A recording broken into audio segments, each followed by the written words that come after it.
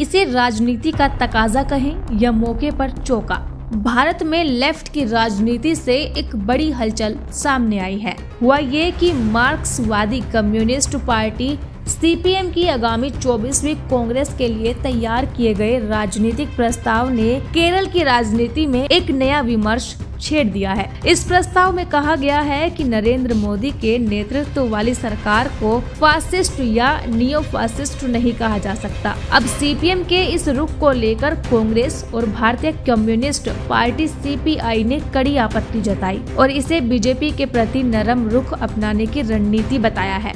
ये प्रतिक्रिया तो आनी ही थी, लेकिन सीपीएम ने ऐसा क्यों किया, इसे समझना चाहिए। असल में सीपीएम ने अपने मसौदा राजनीतिक प्रस्ताव में कहा कि मोदी सरकार के कार्यकाल के दौरान दक्षिणपंथी सांप्रदायिक और सत्तावादी ताकतों का एकीकरण हुआ है, जो नियो फासिस्ट विशेषताओं को दर्शाता है। लेकिन वो मोदी सरकार को सीधे तौर पर फासिस्ट या नियो फासिस्ट नहीं मानती। ये रिजोल्यूशन 17 से 19 जनवरी के बीच कोलकाता में हुई केंद्रीय समिति की बैठक में पारित किया गया था, जिसे अब राज्यों की इकाइयों को भेजा गया है। इस पर पार्टी के वैचारिक पत्र चिंता में स्पष्टीकरण देते हुए कहा गया कि नियो फासिज्म वैश्विक स्तर पर नव उदारवाद के संकट का नतीजा है और भारतीय राज्य को इस श्रेणी में नहीं रखा जा सकता। सीपीएम के इस रुख पर कांग्रेस ने तीखी प्रतिक्रिया दी है। केरल में विपक्ष के नेता वीडी सतीशन ने आरोप लगाया है कि सीपीएम बीजेपी के प्रति नरम रवैया अपना रही है और इस प्रस्ताव के जरिए वो केरल में बीजेपी समर्थकों के वोट हासिल करने की कोशिश कर रही है। कांग्रेस नेता रमेश चेन्निथल्ला ने कहा कि 2021 के विधानसभा चुनावों में सीपीएम ने बीजेपी के वोटों से जीत हासिल की थी और अब 2026 के चुनावों के लिए वही रणनीति अपनाई जा रही है। सीपीआई ने भी सीपीएम के इस प्रस्ताव को लेकर असहमति जताई। पार्टी की केरल इकाई के सचिव बिनोय विश्वम ने कहा कि सीपीएम की ये रणनीति समझ से परे है। उन्होंने कहा कि बीजेपी सरकार धर्म और आस्था का राजनीतिक उपयोग कर रही है, जो कि फासिस्ट विचारधारा की पहचान होती है। उनका आरोप था कि सीपीएम जानबूझकर मोदी सरकार को फांसीवादी कहने से बच रही है। हालांकि बवाल के बाद सीपीएम केंद्रीय समिति के सदस्य ए.के. बालन ने कांग्रेस और सीपीआई के आरोपों को खारिज किया।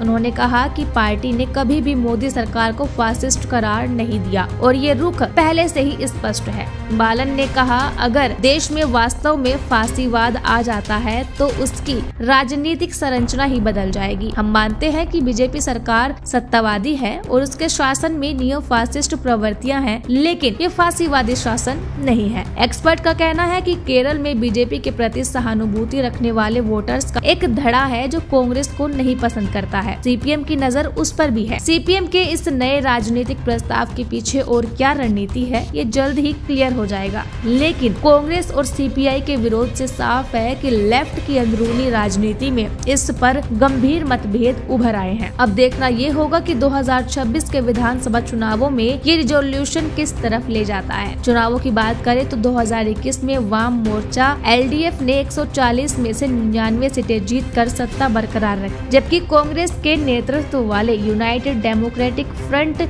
यूडीएफ को 41 सीटें मिली थी। हालांकि 2024 के लोकसभा चुनावों में सीपीएम को करारी हार का सामना करना पड़ा, जहां एलडीएफ को सिर्फ 1 सीट मिली, जबकि यूडीएफ ने 18 सीटें और बीजेपी ने केरल में पहली बार 1 सीट जीती।